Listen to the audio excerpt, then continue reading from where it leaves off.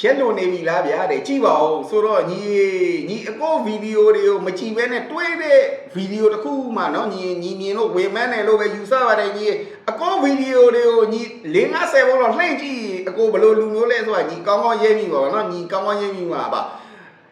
အကိုဒီအဲ့လိုမျိုးဒိတ်ကြော်တဲ့ပစ္စည်းကိုရောင်းစရာအကြောင်းမရှိတဲ့လူမျိုးပါเนาะရောင်းတဲ့အကြောင်းကိုမရှိတဲ့လူမျိုးပါအကိုစီမှာလည်းအဲ့လိုဒိတ်ကြော်တဲ့ပစ္စည်းဆိုတာမရှိပါဘူးညီ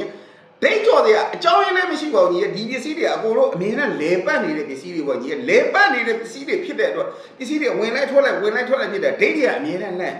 နော်ညီနော်အဲ့ဒါကြောင့်မလို့ညီစိုးရိမ်လို့ပြောဒိတ်ကြော်တဲ့အကြောင်းမှမရှိပါဘူးလို့နော်ညီနော်ပြီးတော့နောက်တစ်ချက်အကိုဒီဈေးရောက်တဲ့နေရာမှာတာဝန်ယူမှုတာဝန်ခံမှုနဲ့အာမခံတဲ့ရောင်းလာပါညီအကိုစီကိုလာတဲ့လူတွေကိုအကိုကဂျင်းသိပ်ပြီးတော့လဲဈေးမရောက်ပါဘူးနော်ညီဂျင်းသိပ်ပြီးတော့လဲဈေးမရောက်ပါဘူးညီရှာကြည့်လို့ရှိရင်တွေ့ပါလိမ့်မယ်နော်အကိုဗီဒီယိုထဲမှာအကိုပစ္စည်းကိုလည်းအကိုတာဝန်ယူပြီးရောင်းတယ်အကိုဈေးနှုန်းကိုလည်းအကိုတာဝန်ယူပြီးရောင်းတယ်ပြောချင်တဲ့သဘောတရားညီဒီအကိုစီမှာဈေးလာဝယ်တယ်ဘာမှမသိညီဈေးလိုက်တယ်ချင်းလို့လာတယ်အကိုကိုယုံပြီးတော့အကိုထည့်ပေးတဲ့ပစ္စည်းတွေညီယူသွားတယ်ဟုတ်ပြီညီယူသွားလို့ညီစီရောက်သွားရင်အဲ့ပစ္စည်းတွေ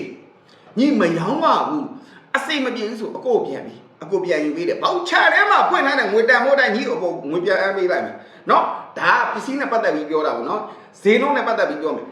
အကောဆိုင်ကနေပြီးတော့ညီတို့လာဝဲတယ်လာဝဲတော့အကောဘောက်ချဖွင့်ပေးလိုက်တယ်ပစ္စည်းတစ်ခုကို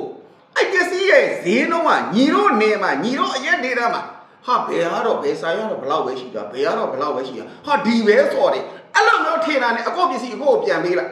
အကောပစ္စည်းအကောကိုပြန်ပေးလိုက်အကောငွေအပြည့်ပြန်ပေးလိုက်မယ်ညီဆိုလိုချင်တဲ့တဘောကညီရဲ့အကောဒီဈေးရောက်နေတာဆိုပေမဲ့လေတာဝန်ယူမှုတာဝန်ခံမှုနဲ့ရောင်းတာပေါ့ညီရဲ့ပြောချင်တယ်တကယ်အကောပစ္စည်းကိုလည်းအကောတာဝန်ယူတယ်အကောဈေးနှုန်းကိုလည်းအကောတာဝန်ယူတယ်အဲ့လိုမျိုးတာဝန်ယူမှုတာဝန်ခံမှုနဲ့ရောင်းတာဖြစ်တဲ့အတွက်ညီရဲ့ဒိတ်ကြော်နေတဲ့ပစ္စည်းတွေလည်းအကောရှိမှရှိတဲ့အကြောင်းရင်းမရှိပါဘူးလို့เนาะညီရဲ့เนาะအကောကတော့သိန်းအောင်ဝင်ထအောင်ပါ